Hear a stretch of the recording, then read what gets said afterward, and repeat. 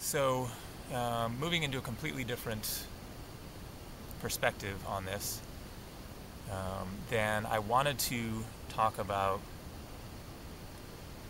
what are New Age events? What does that really mean? Because people like to bash them and say that, they're all this or they're all that, and they're all this type of people or all that type of people. I do not consider the New Age movement to be a religion. It is not a religion. A religion is centered around a specific framework, a specific work, and those who subscribe to that religion hold similar beliefs, read the same books, worship the same prophet, the same conception of God, etc. And the New Age movement does not have a leader, does not have a prophet, does not have a book that everyone reads, does not have an agreed upon set of spiritual principles. The New Age movement is just this completely wide open umbrella concept that encapsulates thousands of different teachings, thousands of different books, thousands of different teachers offering different perspectives, different viewpoints, different, fundamental core beliefs, many of which overlap, many of which have similarities, but there are absolutely distinctions and differences and contrast and even disagreements, amongst all these different teachings.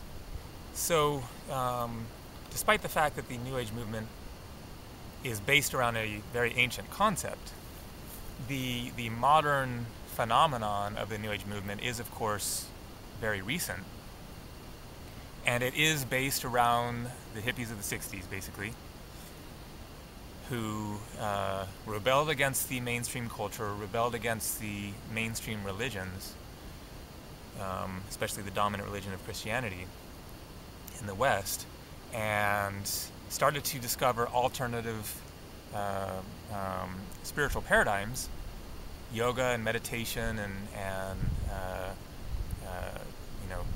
the Tao and Sufism, the established spiritual paradigms, the religions from around the world, and started mixing them together. And then along came various other teachers incorporating, spiritual information that was not grounded in a major religion, the channelers and people sharing their personal spiritual awakenings and their out-of-body experiences and whatnot. But prior to the 60s, then all of this was either non-existent or was not accessible to most people. So, 1960. Then what were the spiritual viewpoints that were available to people around the world? It was whatever your local mainstream religious institution was. It was your church, your mosque, your Hindu temple. Obviously, there were some alternative, options out there.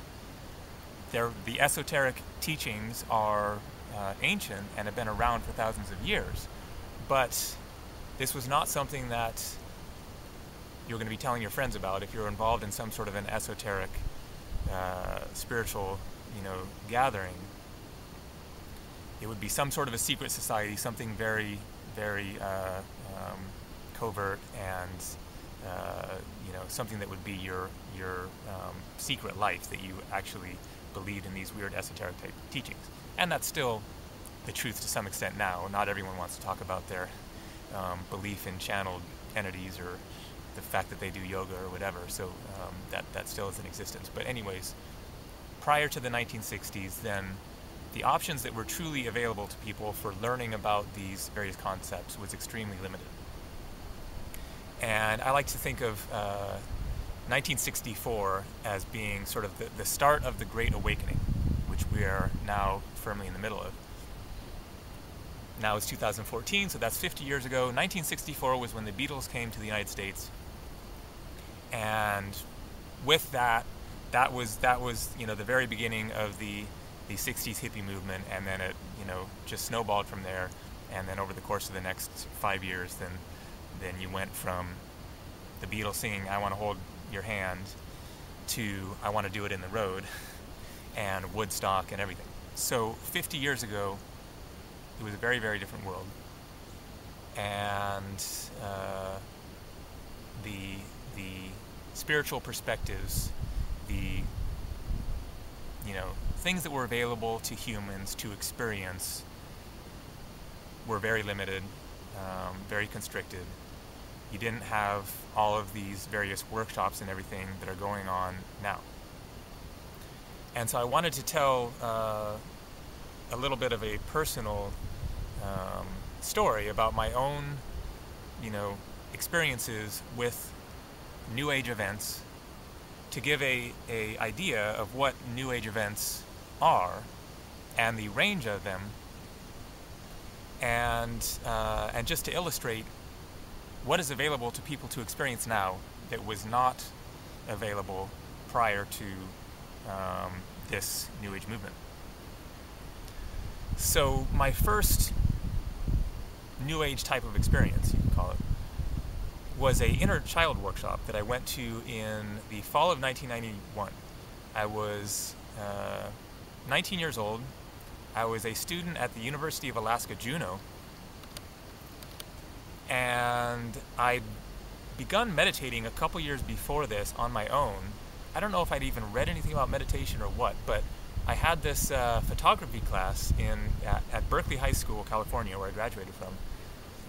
And I didn't need this class to graduate, and so I decided to focus on my core classes and just be like, whatever, I'll try to get a C- in this class, but I'm not going to really do much work.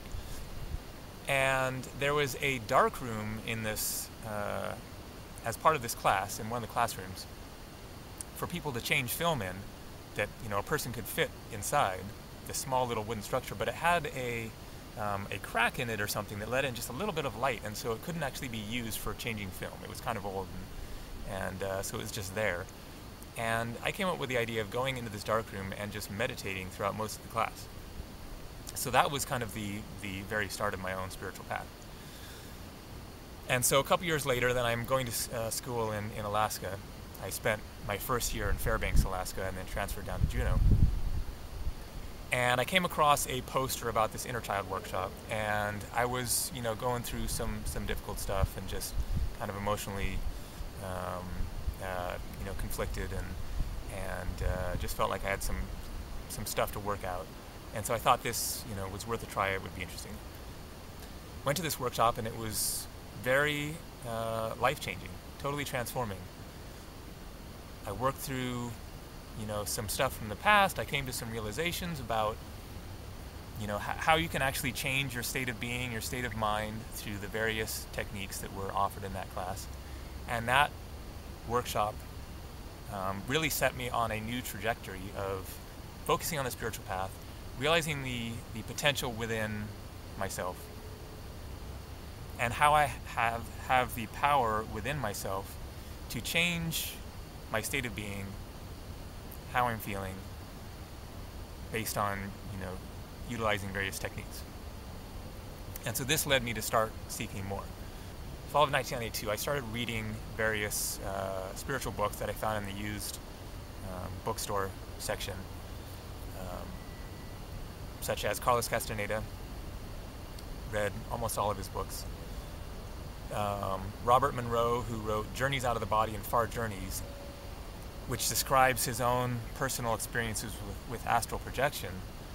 And later I would have my own experiences in this regard after following his instructions on how to make this happen, but that's discussed in another video.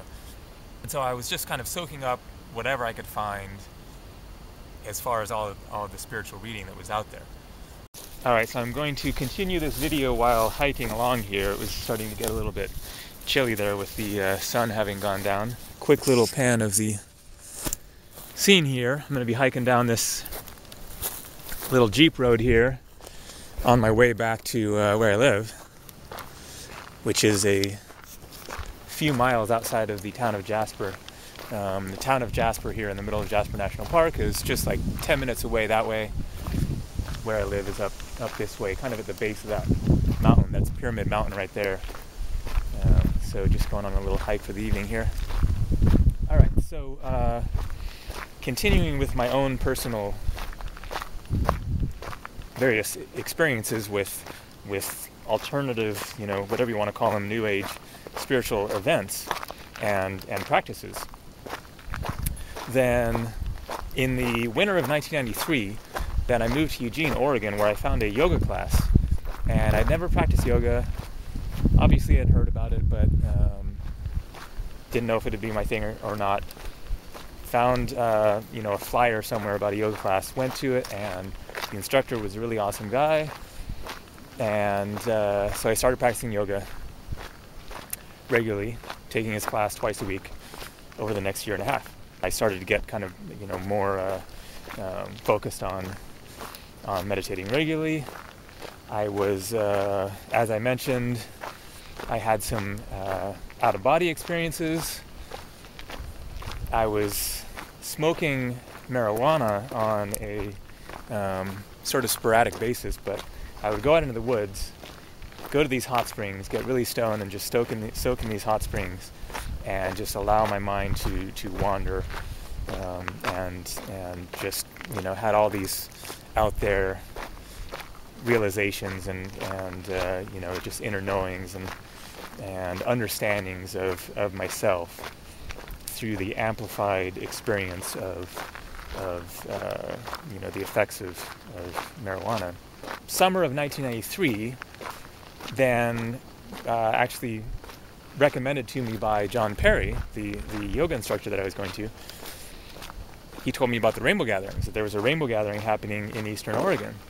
Wanted to check it out, drove out there and experienced what a rainbow gathering is. And a rainbow gathering is an alternative festival of sorts. It's basically a communal experiment that came out of the 1960s. The first one was in 1972, the same year that I was born. And they are a real mishmash of various traditions. They're centered around the Native American teachings and culture, very, very loosely. All kinds of other things mixed in with it. There's yoga classes happening there, meditation, various workshops. I was just at one in Utah just like 6 weeks ago or so, and there was a workshop on tapping, which I've never done and have no perspective on. Seems kind of interesting, but there are people who are very into tapping, and so there's all kinds of stuff going on that could be called New Age type stuff. This is a completely free festival that happens. It's based on donations that people bring.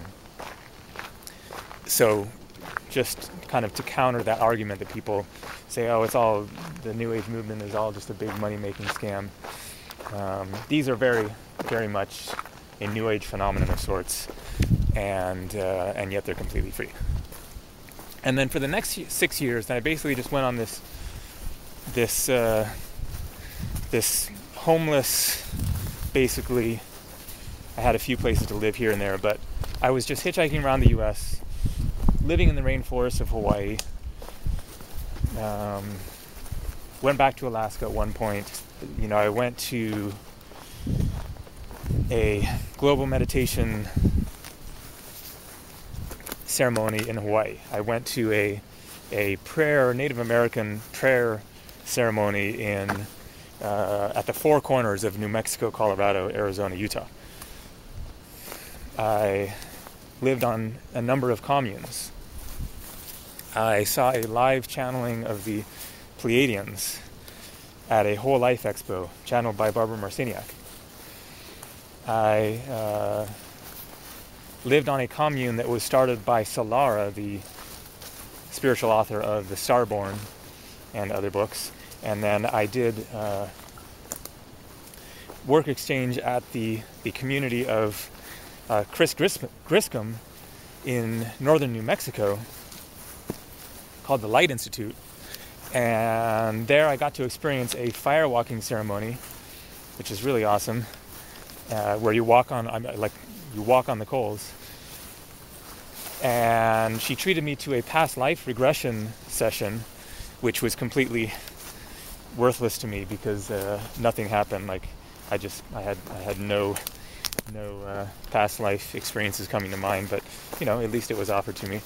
My point here is I'm just giving a general idea based on my own personal experiences of the various opportunities that are available to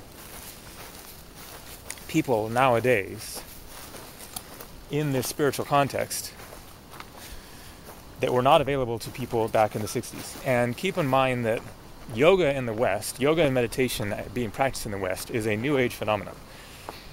This was not available to people prior to the 1960s. Even though yoga is an ancient tradition, people, the fact that there is most likely a yoga class being offered somewhere very close to you, the fact that it is so prevalent now is basically a New Age phenomenon. The fact that people are meditating all around the world, the fact that you can go on YouTube and find videos of people talking about all these various different things is because of the interest by people and thus the spread of information that occurred as a result of this awakening of information and the possibilities that are truly available to people that came out of the 60s as an alternative to the constrictive mainstream religious viewpoints, which to a great extent, in my view, have been utilized by the forces of the planet that control the planet to keep people in check, to keep people in line, and to keep people from realizing their true potential as human beings, their true inner power, their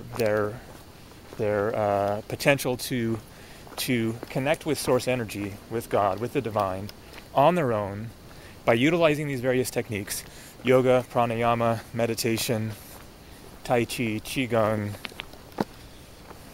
channeling, working with dreams, out-of-body experiences, seeing into the other dimensions, connecting with the angels and various beings. The mainstream religions have wanted to keep a lock on this in order to maintain their control and their power over the people of Earth.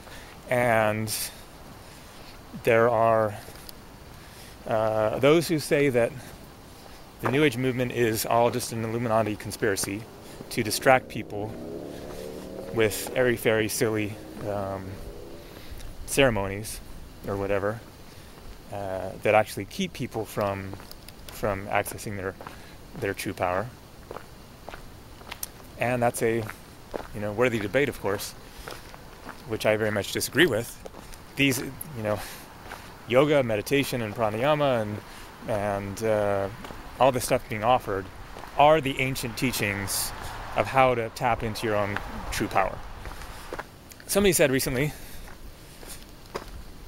wouldn't it be funny, being sarcastic, wouldn't it be funny if the Illuminati tried to put the word out there that the New Age movement is all an Illuminati conspiracy, precisely because the New Age movement is actually what threatens their power the most. And I totally agree with this. I don't know if anyone was actually actively doing this or not, but I wouldn't be surprised. So the New Age movement is a very broad spectrum of thousands of different teachings and spiritual tools and exercises and workshops and festivals and gatherings, and now encompasses alternative health and environmental awareness and greater political awareness this is all connected. This is all part of the same movement that was not in existence prior to the 1960s. And this all threatens the status quo. The church, the Vatican, the political institutions, because people are given such an incredibly wide range of various tools that are available to them to tap into their own potential. The New Age movement is very much a mix of the ancient teachings of yoga and even the mystical elements of Christianity, and Sufism, which is a branch of Islam, considered kind of the mystical element of Islam, and Taoism, and all these teachings that have been around for thousands of years, tapping into the universal truths, mixed with new teachers offering somewhat different perspectives and all the channeled material and everything. So the New Age movement encompasses everything. Like, what's missing? If you are spiritually minded and yet you do not subscribe to one of the mainstream religions, then there is room for your perspective and for whatever you might want to learn within the New Age paradigm, as long as it is centered around the just basic fundamental principles of peace and love and harmony. That's pretty much all that is required. Is that it be a spiritual perspective of unity, and not one of separation, of we have the one and only truth, and anyone who doesn't agree with this is wrong and is going to hell, which is, that's the Christian view. This is the divide and conquer viewpoint of we have the truth, we are the chosen ones, and anyone who doesn't fit into our perspective, our religious tenets, are on the wrong path and going to hell. The New Age movement is a all-encompassing spiritual paradigm. And so, finally, to anyone who actually watched this long, thanks. Getting back to the title of this video, Get Real About the New Age Movement. If you are someone who is, believes in alternative spiritual phenomenon, believes that there is a spirit world, believes in the afterlife, believes that we are not just a physical body that's going to die and then that's the end of it, and yet you don't accept the mainstream religious views, and yet you're going around bashing the New Age movement, then get real about what it has actually offered humanity. And if you're bashing the New Age movement, why? What is it missing? And if it is missing something in your view, then you can add to it. That's the whole point, is that it is open to interpretation, and is open to a variety of different perspectives and practices. And so if something is missing for you, then you don't have to bash the whole thing and say, well, it's all a bunch of BS and it has no value. Would you prefer to be in the 1950s with none of this stuff available? None of these workshops, tantric workshops, emotional healing, yoga, meditation, none of this stuff available on a wide scale for humanity. Only have the option of going to your local church and hearing the priest, going to the mosque, and that's it? Or is it more empowering for humanity to have this incredibly wide spectrum of thousands of different opportunities available to people to experience in order to expand their viewpoint and come to a place of greater multi-dimensional perspectives rather than one limited perspective of this is the way it is. Read the Bible and that's the whole truth. So it's my view that the New Age movement, for its imperfections and cheesiness here and there and whatever limitations there are here and there, depending on what you're talking about, which school of thought, which workshop, which belief system. I'm not saying I believe it all. I'm not saying it's all awesome. But the incredibly wide rainbow spectrum that is available to people as a result of the New Age movement is, to me, exactly what is needed in the world for humanity to finally free itself from the control system of the power matrix of the elites who have been controlling and repressing and manipulating humanity on Earth for very likely thousands of years. So that's my view on the New Age movement and what it has to offer the people of Earth. Thanks for watching. Take care.